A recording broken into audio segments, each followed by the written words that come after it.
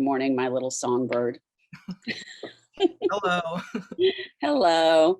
How are 11:11, you? make a wish. Make Well, a wish. your It's time. my same wish all the time. Do you wanna tell people? You wanna say what it is? Well, if I tell, it may not come true, Alright, well, but it all falls into my what is vital, hence my shirt. yeah, well, for those who don't know, do you wanna say who you are? You can tell them. They can't tell. Take your glasses off.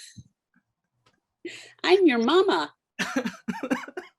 Are you my mother? Yeah, you have an issue with that, with the birds that you were hiding or that you were Well, I filming. know you didn't learn in school that they would think I'm their mother. That was the book, Are You My Mother? And they flew away. It took them 1 month to egg to birth to fly away. See, sometimes And it takes a process where sometimes you gotta go through a month of, sort of you got to go through your own version of a month of getting ready, and then at some point you have to fly the coop. Oh, we've got photos. Who's that? Who's that? this is a very happy little guy who didn't care what anybody thought, and he would wear whatever he wanted. And What? then years later, very first headshot that Oh, I took wait. wasn't like a pro shot. Oh yeah, I remember Guy. I actually remember you taking that.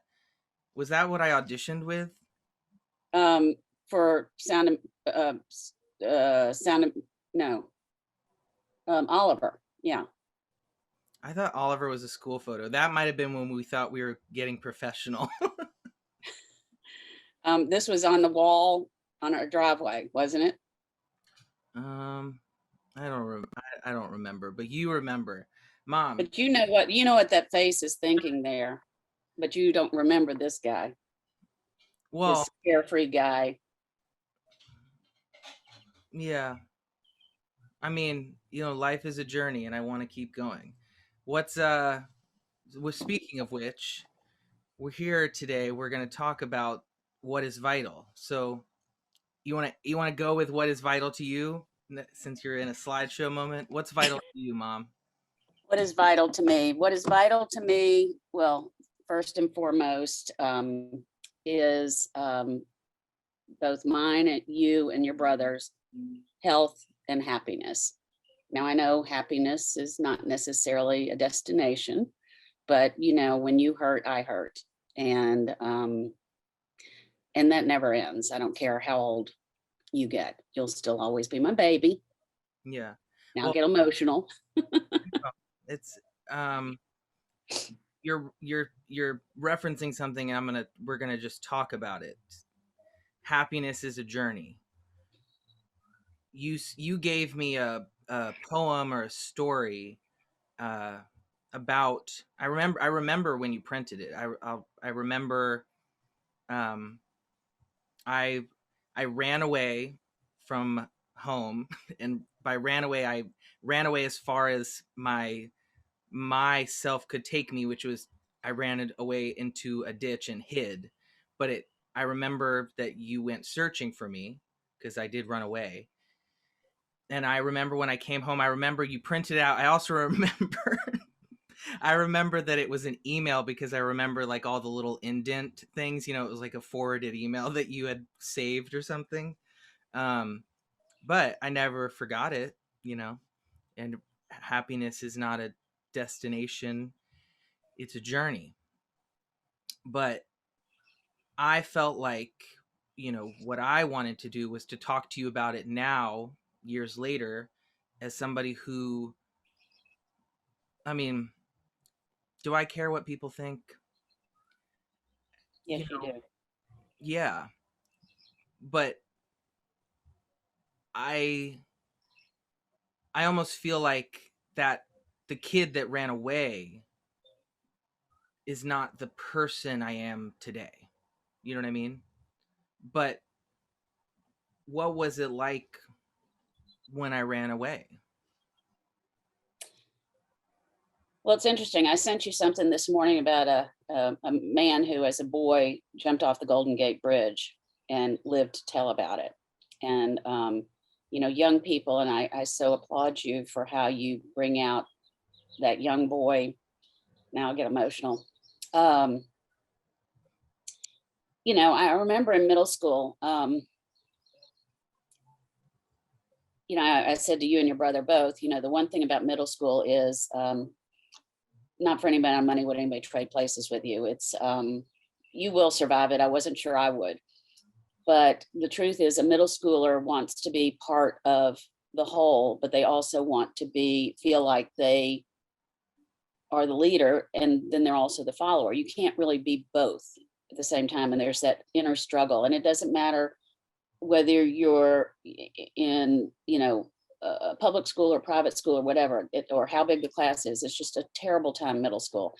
And people are very tough. And as you go to reunions and years later, when you get to be my age, those that struggled more really came out ahead. The ones that peaked in high school, for example, peaked and went down from there. So, your struggles, and there were lots of them, whether it be, for your weight, your size, and your brother had his own struggles too. I had two sons, and it was always hard, with the girl moms, carrying on about how, oh, my daughter, this and that, because girls would be outwardly, to each other. But the difference between the boys and the girls, not to put a gender on it, because I know that's a whole thing now, but the girls would talk about it and the boys wouldn't until they got home. And I had one son that thought he was too big and the other that thought he was too small. Yeah. And I would say thing, to the, to not to gender it. Hi, Stevie. But it's what's interesting about how you're aware of that conversation that's happening now, even though that conversation is not a new conversation, but that's not why we're here. But when you think about being in the South and being a boy, me growing up in the South, where even if I wanted to talk about it, that would have made it worse. Do you know what I mean? Like, well, I don't even think it has to do with the South. And sometimes you do position that, with it's being in the South or being Jewish or any of that. And honestly, I think it's a universal thing. There's a book called Real Boys. There were two books. There were, you kind of had the Mars and Venus things. Boys will be boys and girls will be girls. But the Real Boys, I loved that book. I can't remember the author, but I shared it with other boy moms because what it talked about was encouraging boys to be outwardly spoken. And I think I did a lot of that with you and your brother. It didn't matter, you were probably more outspoken than your brother as far as feelings and things like that. But I wanted you to know that it was okay to express your feelings. And it does, you don't have to be boys will be boys kind of thing. You are people, and it doesn't matter what your birth gender, identity gender is, or any of that stuff. What matters is that you care and that you're willing to talk about it. And it's very hard again in middle school because everybody's trying to be the same. Right. And it just there's so many struggles. And as a parent, it hurts. When you say that I mean, this is the first time we're talking about it, truly. So when you say that you didn't think you would make it through, what is well, it was kind of a joke. It was kind of a joke, but it was very anxiety ridden. It wasn't like I was going to, take my life over it because honestly, I felt the need to be there for you and your brother, because even your brother, who was not as wearing his feelings on his sleeve as you did.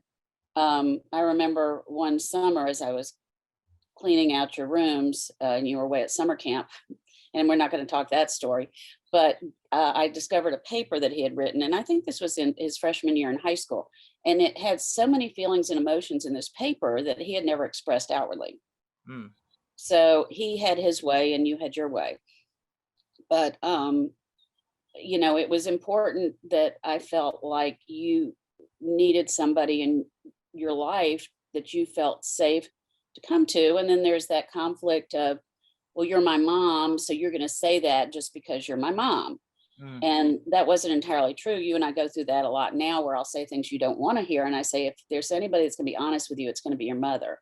And it's because I do love you. And it's unconditional. But I did get you into therapy because I wanted to make sure that you felt safe in talking to somebody and that there was a protection because, you were threatened. And that's when it became really real in seventh grade. And You got to talk about, I think you got to, without, don't, don't use names, don't use anything identifying in that, but in the seventh grade, well, I'll just say it. In the seventh grade, somebody sent an email to somebody else, a hidden email. It was a fake email. This was like, I always call it early internet. It was like early internet, and it was like a fake anonymous email sent to somebody else with a threat. And it wasn't anonymous. It was signed by, it was anonymous who sent it. it was anonymous who sent it, and it was signed by fake names, except for my name. I was the only name in that email that was not a fake name. Although going backwards, I remember so clearly that some of the names were like, I mean, this is seventh grade. These are it's not masterminds, but it was awful. But to lighten it up, or to, think about how awful that felt, I'll tell you the joke that I can think of right now. I remember that some of the names were like, let's like use famous people now. It would be like, it was like, oh my god, everyone has one name names. It's famous, but I was like, it'd be like Adele Grande. You know what I mean? It was like, okay, cool. You combined names that you knew of, but my name was on this email. And Honestly, I don't even remember the other names, and that's probably just me being mom, but it basically was signed Morgan Carr as a member of the white supremacy group, which the irony, of course, of that, if these seventh graders knew more about their history, the white supremacy group did not like Blacks or Jews. And this was addressed to an African American Black child, one of your very close friends. And you're Jewish. You would never be part of, I mean, what's that movie where the Black guy infiltrated into the KKK? It's kind of like that. You would have never, but, it became clear when you got a phone call that I took that threatened your life, that there was a problem at school. And so we went into the middle school director's office, and I made it very clear that we had a serious problem. And at that point, it was decided that you would not take breaks or go to the bathroom during break time. If you needed to go, you would go, you know, during class or get permission or whatever. I can't even remember how it was handled, but it was very difficult. And it was the end of the school, towards the end of the school year. And it was just a very challenging time. You were supposed to do a talent thing with a girl in your class, and she didn't want to do it because all this was going on. And she had wonderful parents and who got involved also. And they said, yes, you all need to do this. And you did, and you survived it, and you went to school. There was no not going to school. You didn't want to go to school. You didn't want to do anything. And I said, you have to face this, and we'll make it safe, but we have to address it. You can't just brush it away. Yeah. But as a child, I know that's when you got very concerned about, next day and how can you face people and life. Yeah, I mean, and when the thing is like, I think obviously that email was traced.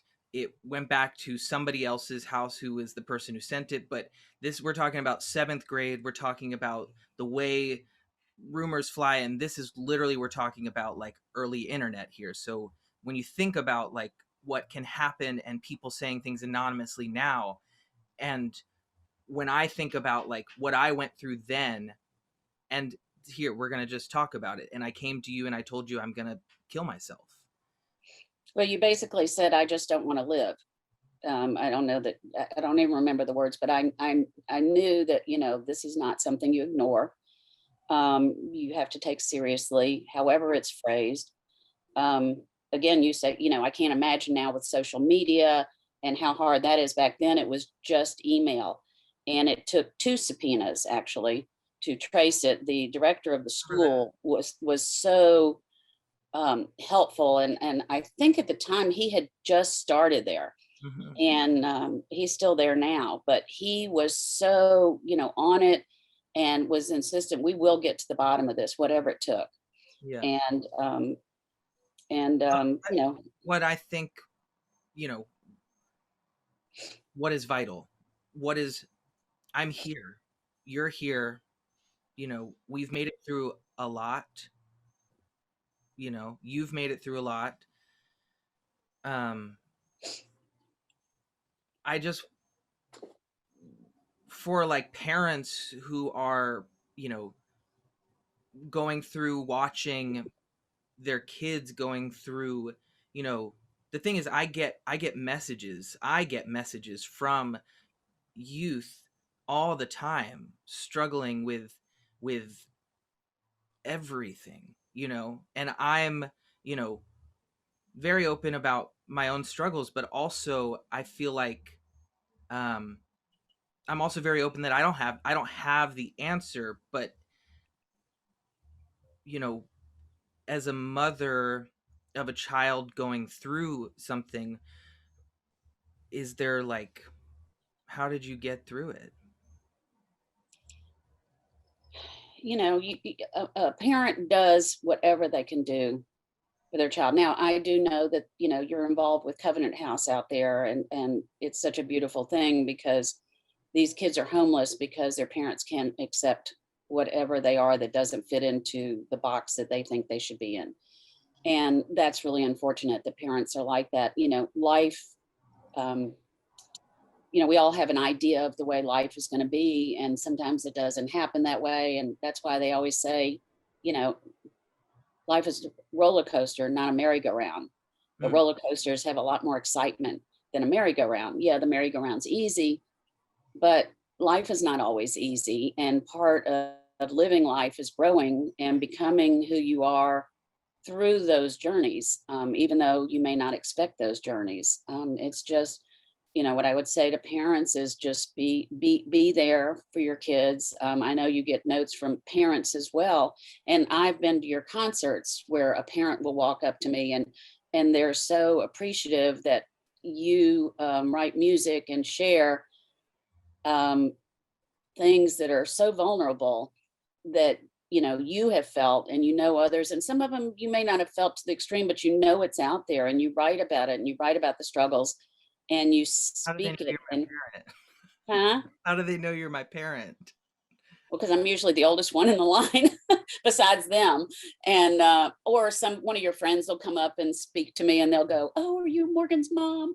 And we kind of look alike, I think. Yeah. But I know, as a matter of fact, I wanted to walk this back and show the picture of your great grandfather, who was a song and dance man, because it happens to be hanging one of his show posters right above your piano, Mhm. and your album covers there too. And it wasn't intentional. A friend of mine asked, "Was that done intentionally?" But your profile on the album cover and his are identical.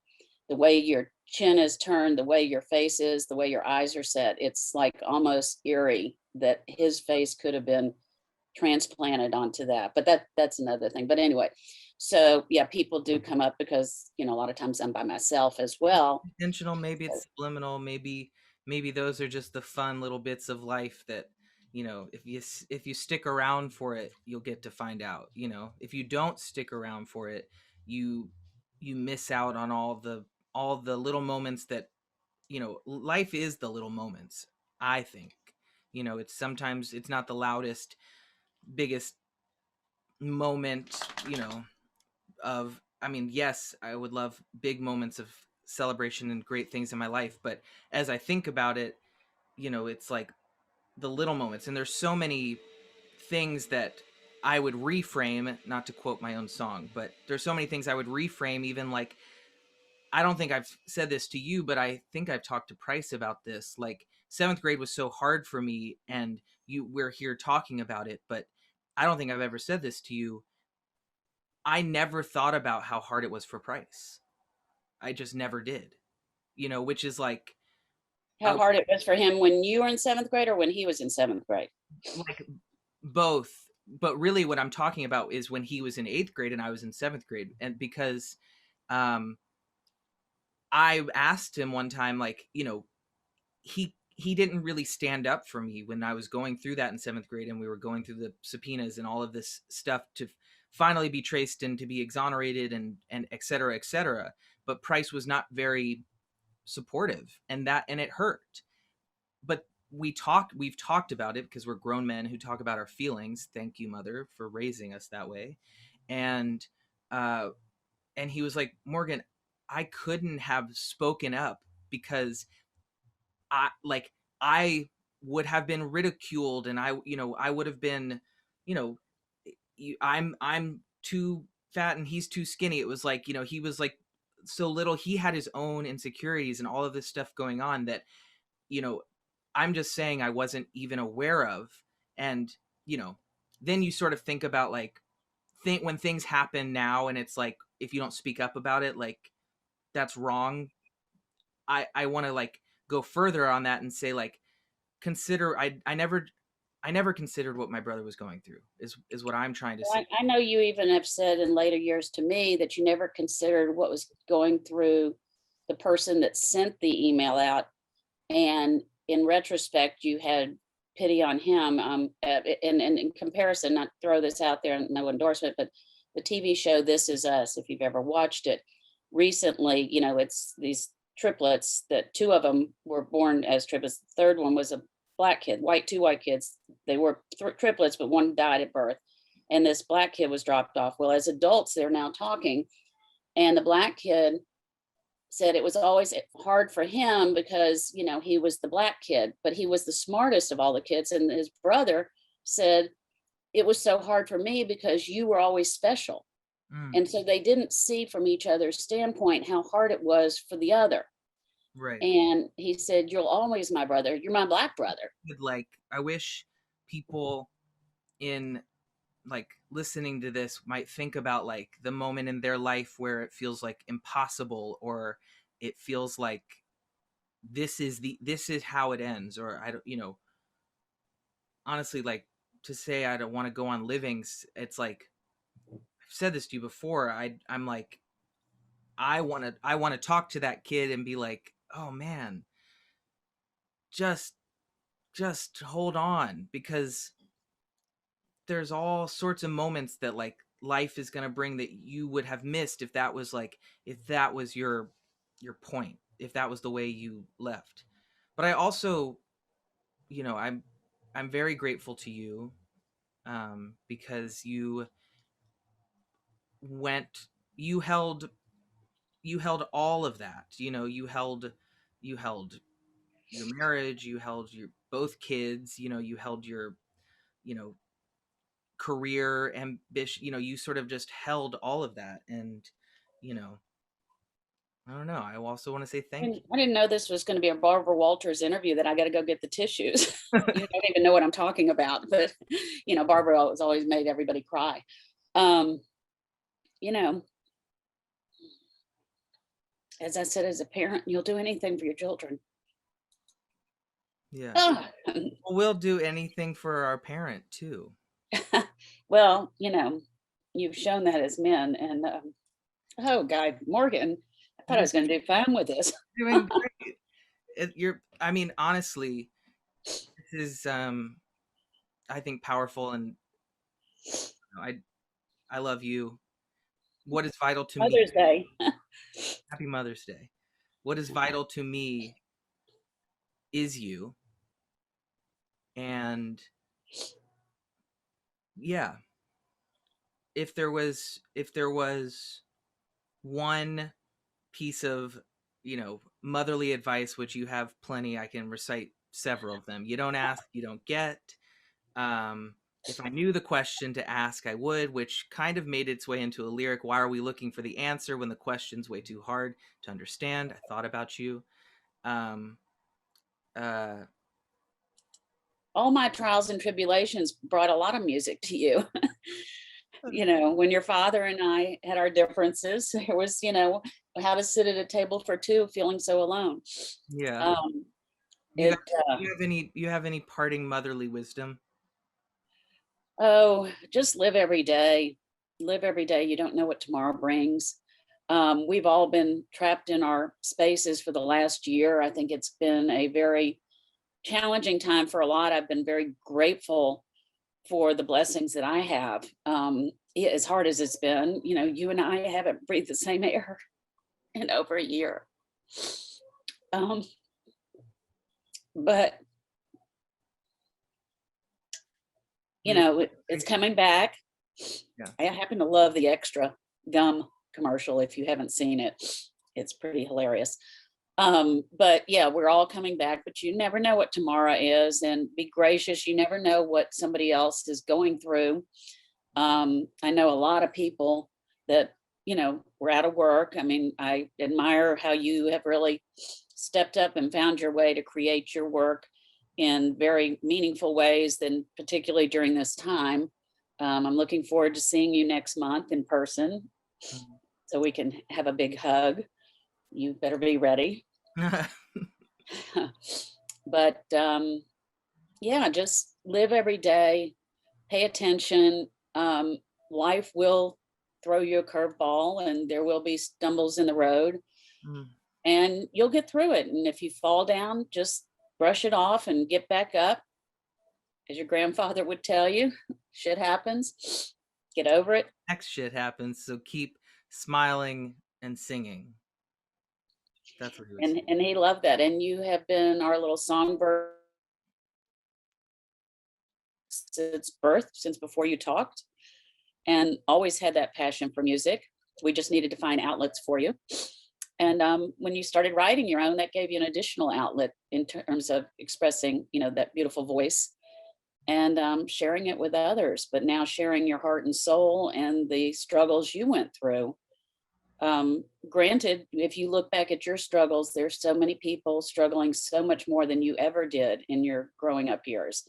And you have way more to be grateful for. I think we've talked about the story where the man has, you know, a crowded house and he wants to know what to do. And he's told to bring in a different animal and it adds on and adds on. He's got all these animals. He's like, now what do I do? I mean, we can't even move. And they say, well, take out the cow and then take out the horse. And all of a sudden he's back to his little family in his house. And he goes, oh, it's wonderful. You have to look at what's in front of you and have a half full glass instead of a half empty. I mean, your grandmother used to say, I wish I could do that. I said, it's not a natural thing. You have to have that conversation with yourself and make yourself see that. And Mm. it's not always easy. Yeah. But your other grandfather put on his rose-colored glasses as you emulate him in all your either sunshine glasses or rose-colored glasses, because it just reminds you to look at the best of everything if you can.